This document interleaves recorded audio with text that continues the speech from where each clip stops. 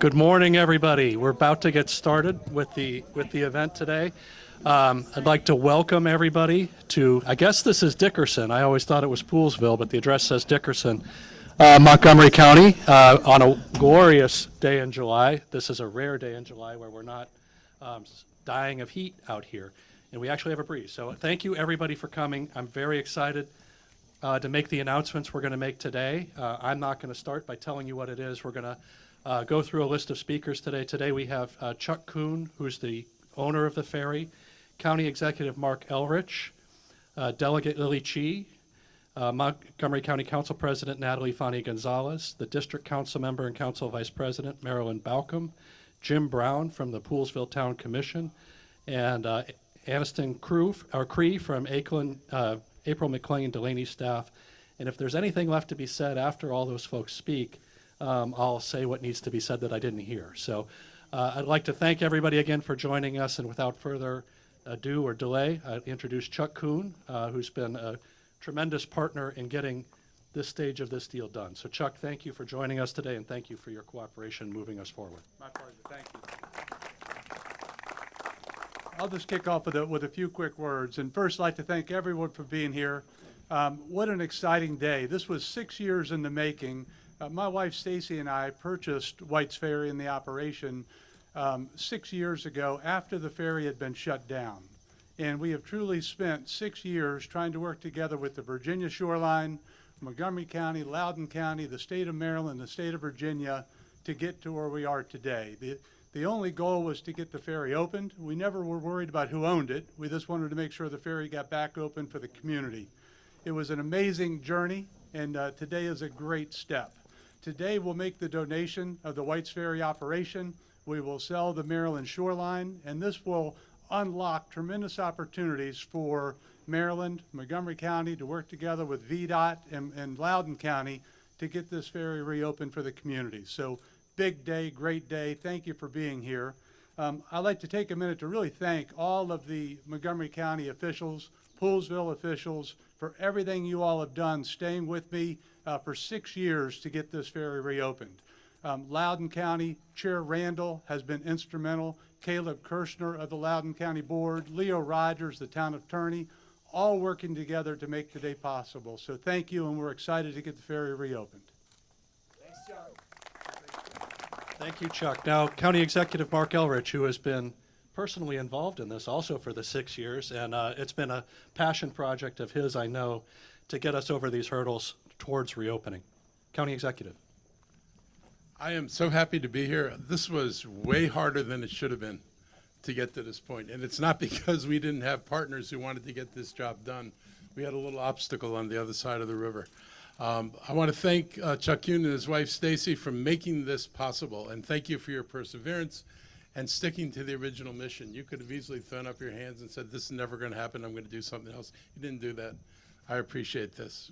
I want to thank our MC.DOT director, Chris Conklin, for staying with the cause since the ferry closure and ultimately coordinating this effort. And if you only knew how many times we tried to coordinate things we thought were going to happen. And I want to thank John Markoffs in the Office of the County Attorney, County Council President Natalie Fani Gonzalez, District 2 Council Member and Council Vice President Marilyn Balcom are here. I don't know if April McLean Delaney is here yet. Jim Brown's here from Poolesville. Kevin Mack is representing Senator Alselsbrook's office. Karen Hendricks is from Senator Van Hollen's office, the District 15 team. I've seen Lily so far. Are there more? So the team is here in spirit, and Lily's here representing them in the physical presence. And I want to give a special shout out to David Frazier Hidalgo. I mean, I remember talking to him at the very beginning about this and thinking we could get this done, and it shouldn't have been that hard. And I want to thank the Maryland Department of Transportation and the State Highway Administration. That was all helpful all along the way. This is a major milestone, a significant step toward getting White's Ferry up and running again. Montgomery County has agreed to purchase this property for $1.5 million. This includes approximately 2.5 acres of riverfront land, a store, a ferry ramp, a boat launch, storage buildings, and other structures and improvements on this land.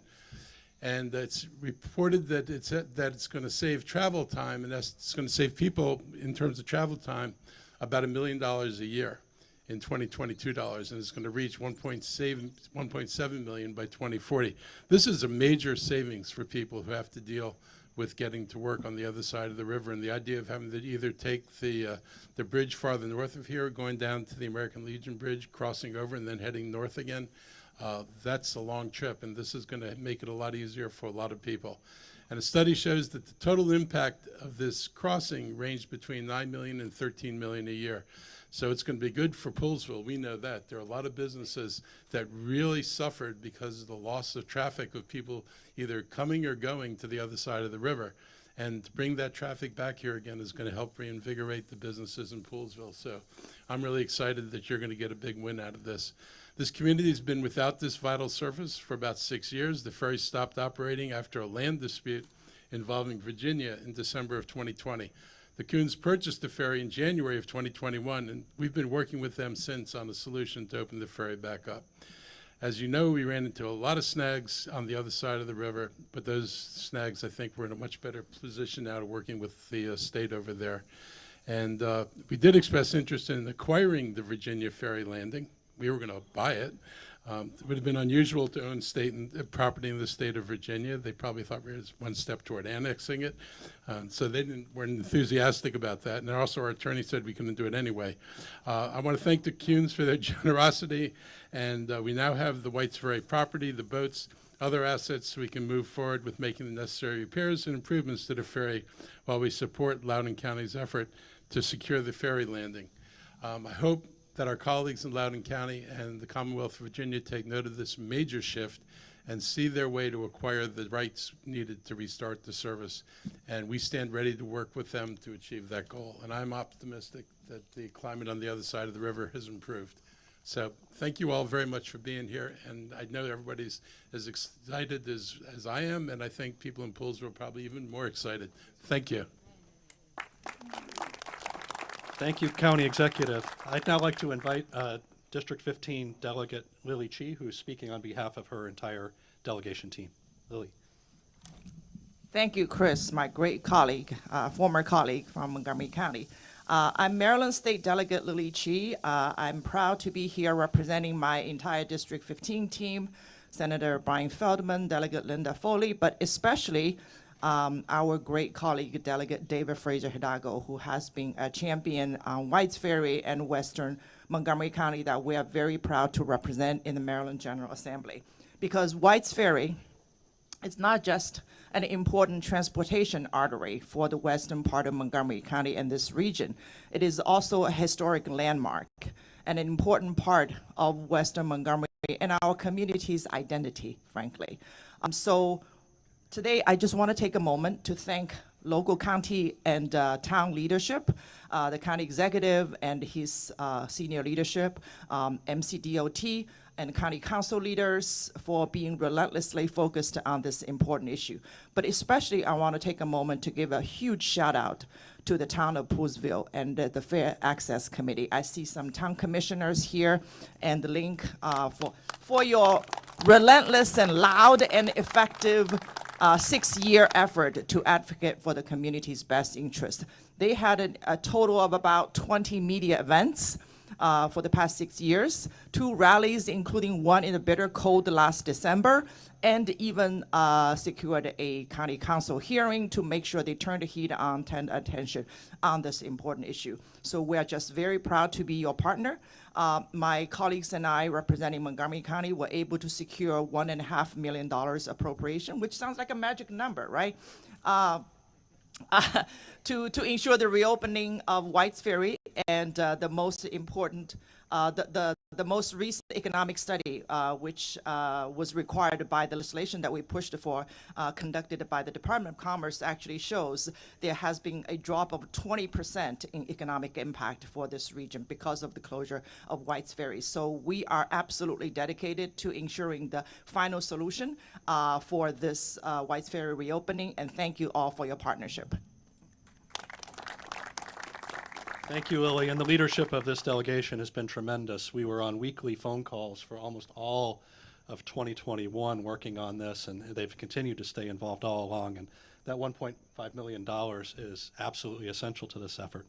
I'd next like to introduce the Council President, Natalie Fani Gonzalez, who's been a tremendous partner on all transportation issues and has also been a great leader in securing the Council's support for their contribution to this. And I'm sure she'll introduce her other colleagues that are up here with us today as well. Thank you so much. Good morning, everybody. A beautiful day. This is a big deal. Huge deal for progress and to ensure that this ferry will be open again. That will mean more agrotourism. That will mean more commerce. That will mean making sure that this community continues to be vibrant. I really want to recognize Delegate Fraser Hidalgo, who's part of that District 815 delegation. He has been probably one of the main folks that I have been talking to for quite a long time on this particular issue. And on the County Council, I do want to recognize Councilmember Andrew Friedson, who has been a key leader on this particular effort. We also have here with us Councilmember Lori Ann Selst, and you're going to be hearing from Council Vice President Marilyn Balcom, who's the district council member for this beautiful site. You don't get to this place without partnerships. So you heard from different folks working together with the private sector, with the county, but also another opportunity to ensure that our colleagues from Virginia move forward as fast as possible as we are here to ensure that we reach the full potential of this community. Having this ferry opened up again, it's vital for the people who live here, not just in Montgomery County, but also in Virginia, to help us move forward. With that, thank you so much for your time, and I'm gonna pass it to the Council Vice President Marilyn Balcom. Thank you. So glad to be here, Marilyn Balcom, District Rep for District 2. And I'm glad that we're here today. My mouth is actually working. The last time we were here in January, was it January, December? We were all frozen stiff. So I'm so glad that we have this beautiful sunny day. So when I took over this district, one of the great things is that I get to represent the Ag Reserve and Poolsville and this beautiful area. And I've been working on White's Ferry. It was one of the first things, even before I took office. I was at the rally to look at how important this is.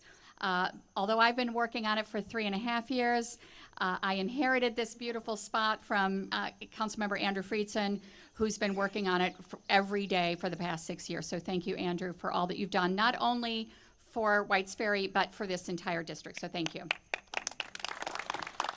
So when we talk about the ferry outside of this region, people consider it to be a quaint tourist attraction, something to do on a Sunday afternoon, because that's how they know the ferry. But what people here know, what people on this side of the river and Virginia side, is that it is a major transportation thoroughfare for this part of the country, for both counties involved. And not only have we heard from the town of Poolsville, but from the employers.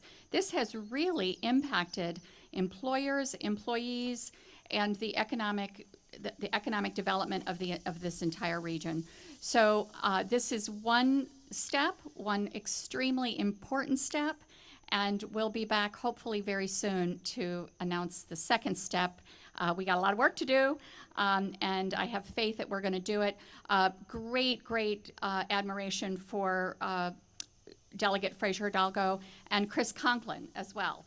Although he's the MC thanking everyone, we need to thank his team. Emil's here, and we really need to thank them for the very hard work that they're doing. Thank you. And thank you for that. And another great partner, also a thorn in our side, keeping us moving, but a great partner and working with us and not against us as we try to make progress here on the ferry issue. Jim Brown representing the Town of Poolsville Commission. All right. Yes. Thanks, Chris. Okay, now, to be a thorn, that means you're actually a rose, right? Is that what it comes down to?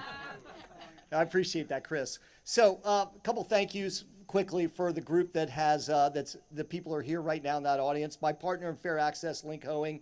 Can't do it without you, buddy. That's it. You're the man. My fellow commissioners who have been alongside us and advocating wherever they can, great job. You always stand up for Poolesville. I really appreciate it. To the longtime owners of White's Ferry, the Brown family. Herb is here. I see you in the back. Herb, how you doing? Good.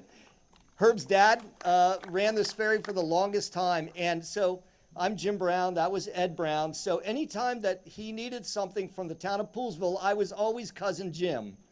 And I appreciate that, and we've carried on that tradition. So to Chuck Kuhn, you've held this ferry for us until we could properly figure out the right place for it to go. We appreciate your investment and your time, and for listening to us in Poolesville. Thank you so much for that. You've been a meaningful partner, and you better still come on up here after this is all said and done. It's been our pleasure. We'll be back. Okay, good. Thank you. You guys have been great. To my fellow elected officials, Andrew, David Fraser-Odago, the night of New Year's in 2019, when we found out that the ferry was closing, a devastated day. We started planning then. So I ran a quick chat GPT on how many times in an email I've written or someone else has written to me the words White's Ferry in my email. So we're a little bit over 36,000 times in the last 5.5 years. Before that, it was in the tens, and that just meant everything was working right. So 30,000 plus times that we've written White's Ferry in our communications between all of us, this group behind us. So it's been top of mind. You guys, the county, the state, you've invested in Poolesville in a lot of different ways, right? And we're very, very appreciative. We need your help. We know we don't have the votes, so it takes a lot of extra work to stand up and put money into our region, because we're not going to be the people that win or lose your elections, but you still did the right thing. You did the right thing by working with us on a new Poolesville High School. You did the right thing on working with us for a community center, hopefully a pool bubble. But I can tell you this, that the question I get asked more than any other question is, when is White's Ferry going to open? When is White's Ferry going to open? And I'm sure some of these electeds, whenever you come up this way, we all ask the same question. This is a huge step for this, a huge step. And we know it's not done yet, and I always say, I'll believe it when I see the boat crossing the river. And I will believe it, and I want to believe it, and I believe it's going to happen thanks to this group, especially Chris, Emil, all of our elected officials for putting it out there and getting us to this point. So I say to everybody here, thank you so much for doing what you've done. We still have work to do. And as I turn and I face the Virginia shore, I say, you've got work to do too. Please work with our team. We're willing and able to do it, and we can't wait to get this boat crossing the river. Special thanks again to David Fraser-Odago too, for he's been a partner the whole time. Thanks, everybody. Thank you, Jim. And our last speaker, aside from wrap-up, is Aniston Cree from April McLean Delaney's office. Thank you for joining us, April. Allison, sorry. Good morning, everyone. My name is Aniston Cree, and I serve as the District Director for Congresswoman April McLean Delaney. The Congresswoman sends her congratulations on this major step forward in getting White's Ferry reopened. This effort is a testament to the Maryland way. Without the partnerships between the Kuhn family, the Fair Access Committee, our county executive and council members, our state representatives in District 15 and beyond, as well as our governor, we would not be where we are today.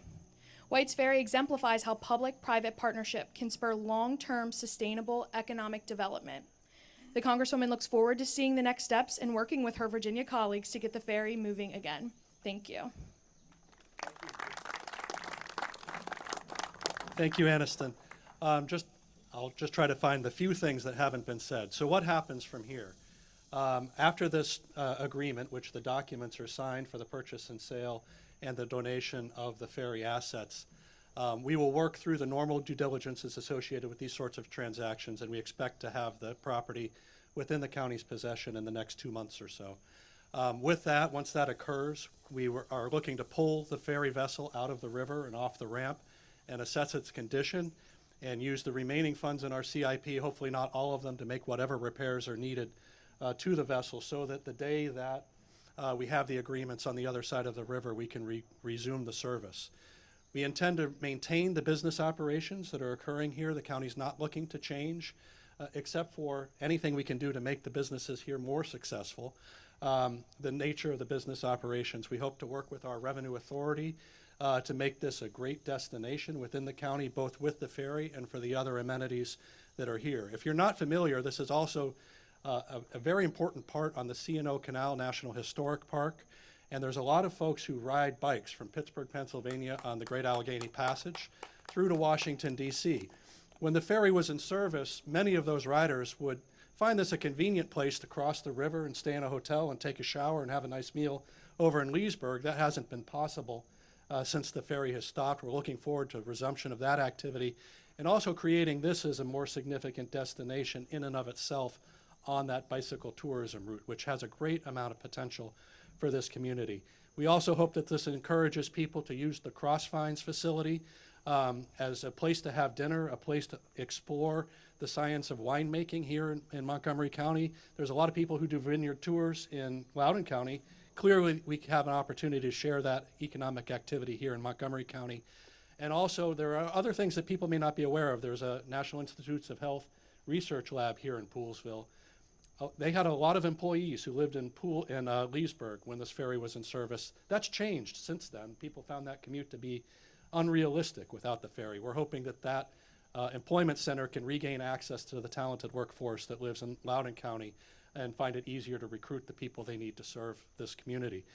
So once we have the ferry in operation, we expect to work closely with our colleagues in Loudoun County. We hope that they remain cooperative with us. They have been engaged along the way and helping guide our path. I have to say we've explored 10 to 15 different ways that we thought we could get this working for various reasons, and there are a lot of reasons. None of those paths work, but this is the most likely path for success, and we hope that it happens. I have to make some extra special thanks of a small team of people in the executive branch who have worked very hard on this. Dale Tibbetts, one of Mark's special assistants, has been with us along the whole path. Our county attorney and his team, Corey Talcott and John Markovs, have accused me many times of practicing law without a license, and they keep me from getting in too much trouble with that. But this has been a journey in understanding legal complexities. When the ferry first shut down, as Jim mentioned, we thought, oh, this isn't such a big deal. Local governments have the authority to acquire land needed for public purpose. Well, actually, it's far more complicated than that, and we aren't able to do land transactions in Virginia, and that is why this road has been so tortured. You may ask why we took so long to get to this point. Chuck has been a partner and willing to cooperate with us for quite some time. We were working really hard to make sure we had a comprehensive solution. You remember last year the county council put forward $3 million asking the two private parties to come to us with a proposal that comprehensively addressed these issues and allowed us to reopen the ferry. Well, that didn't work. Just pure and simple didn't work. We couldn't come to reasonable terms. The two parties, private parties, couldn't come to a reasonable proposal to bring to us. Through independent negotiation, we were unable to reach a reasonable conclusion with the Devlin and Rockland Farms representatives across the river. And as the clock wound down on that opportunity, we said, let's get done what we have the ability to get done. And Chuck has partnered with us since the springtime to get to this point today. So we're very happy that we're here today. And our colleagues in Loudoun County know what we're doing, and we hope that they see their way to take the actions they need to take so that we can restart the ferry. So, and I would also be remiss if I didn't thank Emma Willanen, who's been a tremendous partner in the Department of Transportation, and Keith Miller, who's been part of our strategic team from the Montgomery County Revenue Authority, trying to move this forward. And I thank everybody here for joining us today. This is a big day. I say I'd like to be more happy because I want the whole thing solved. And we're buying a new assignment for us in the Department of Transportation here, and we're going to continue working on that. But that's fine. And, you know, there's an old adage about a boat, right? The happiest days as a boat owner are the day you bought it, which Chuck experienced 5 years ago. The happiest day that you sell it, which Chuck is experiencing today. And this is supposed to be our happiest day because this is the day we bought the boat. So I'm really happy that we're here, and I'll be even happier when the problem is solved and the boat is going back and forth across the river. Thank you very much. We can take questions, certainly. Question is for county executive. As a new boat owner, in the operations, you have the opportunity to decide where the boat goes. Has there been discussion, or would you be open to a discussion of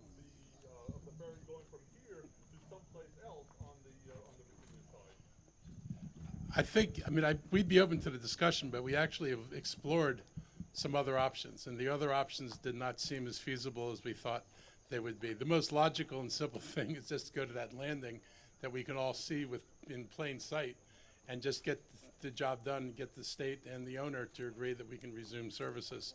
So I think it's the most expedient thing to do. It's, at this point, it'd be the least expensive thing to do. So hopefully we can get this done. But I do think the state has a different perspective now. Executive Albrecht, can you describe specifically what you need either Loudoun County or Virginia to do? Do you need them to take that by eminent domain? Like, what do you need to happen on the Virginia side to get this run? So taking by eminent domain is possible, I mean, but it sort of should be the final step. The first thing is just to try to negotiate a reasonable understanding with the owner so we can resume services. So hopefully we get to do that. You take by eminent domain, we could wind up in court for a while, even longer than getting to a decent agreement. So I'd still hold out for being able to find an agreement with the owner or with the state that doesn't require eminent domain. But if it came down to eminent domain, I'd hope the state would consider doing it. If they recognize the economic value and the purpose, this is something they should be willing to do. They certainly have the power to do it. But if they haven't agreed to this for 5.5 years, how does Montgomery County owning this change anything on their end? There may be a difference in terms of the owner and the willingness to negotiate, but there also there is a difference in the government in Virginia. And the government in Virginia may have a different view of the steps that they could take than the previous governor had. How would you characterize the negotiations with the landowners? These negotiations, fine. The other side of the river has been a struggle, and it's just been a struggle. We were never able to get close enough to something where they could work with this landowner, which they seem to have a big issue with. So it's a long way getting there. Who's actually going to run the ferry? Who's going to operate the ferry? We will hire people to operate the fair. It may well, if it winds up in the Revenue Authority, then the Revenue Authority will be operating the site and they will hire people to come in and run the ferry. Are you open to a fee structure where there's a per car tax? I'm open to almost anything that makes sense. I mean, we have to look at what the options are. We had a system before we collected fares. We need to see what it's going to cost to put this boat back into service. But, the cost of this is trivial compared to what people are spending on gas to go all the way down to the American Legion Bridge, go across, and then head back again. So we think, the fare is going to be reasonable, but, it's well justified by what it's going to save people who are making the horrible commute they have to make right now. Do you have a ballpark of how much it might cost per car? What are you looking at? I don't have a ballpark. I don't think we've gotten to that point yet. Virginia landowners say they want $1 round trip for each vehicle. Are you willing to get that done and get the ferry open right away? That's a yes or no question. I'd have to see what that means, and I said that would have. I'm open to. $1 round trip, will you get that deal done? Yes or no? We're open to discussing with anybody. Would you consider accepting having the independent ferry owner operators that had absolutely no problem with the 50 cent per guide? That was all submitted to the county, this proposal from the independent ferry. Yeah. So there are some challenges that may not be known to everybody. The ferry cannot operate as a private business in Loudoun County. It did for decades or centuries, but it was grandfathered in Loudoun County zoning. In order to operate in Loudoun County, it has to be a public operation on a public landing. So that's the framework we're working in now. Well, there was no zoning when the ferry started. The zoning now exists, and it didn't once before, which would, yes, there can be, and that takes a couple years and significant administrative and political process in Loudoun County. When was the last time you guys spoke with Rock and Farm? Probably around February, sometime in that time frame. Have you taken their pulse on their openness to negotiate with Montgomery County versus? I've tried to negotiate for quite some time. The challenge is the actions actually need to be taken by the Virginia governments, not by Loudoun County. So we end up in a weird place where I'm negotiating for somebody else, and it just hasn't bared fruit, and it's time for Loudoun County to take that negotiation on. Can you let us know when these signed documents will be available to the public? There's no limitation on those documents. They'll be a matter of public record when the land sale is concluded. And getting back to what I was asking earlier, County Executive Albrecht, you said put more pressure on them? Will be more willing to negotiate with them? Like, can you describe what you hope they do with the landowner as far as, like, have they not been doing much because the county didn't own it, and you think now they will with Rockland? Or I want to just get what you hope they'll do with Rockland. You've done more with negotiating. Yeah, we've been in contact with officials in Loudoun County. They have other projects that are in and around Rockland Farm and have negotiations about land acquisition ongoing. It does change the dynamic that this is not a private dispute between private parties. Once the county acquires the ferry, it's now a public service and a public operation, and would be a public service in Virginia. And we think that is a difference in the dynamic affecting how Loudoun County might feel about solving the problems. How does it become a public service in Virginia if there's still a private owner? Would Loudoun County have to take it over to make it a public service?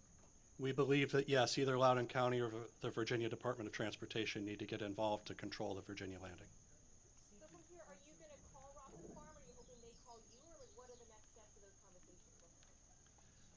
Well, we will give you updates when we have them from this point forward, but it's our expectation that we'll have a discussion with our colleagues in Loudoun County, let them know that this action has occurred, and ask them, as we have before, to begin discussions to try to resolve the control of the Virginia landing.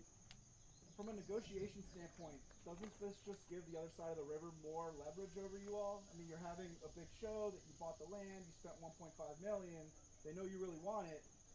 How do you get a reasonable deal from Montgomery County?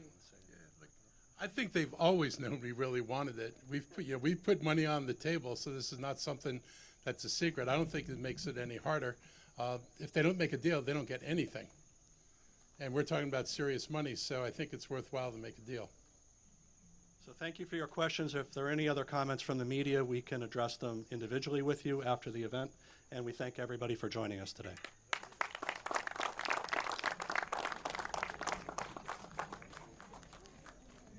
And I do want to say thanks to Bertie Mim for supplying us with our stage.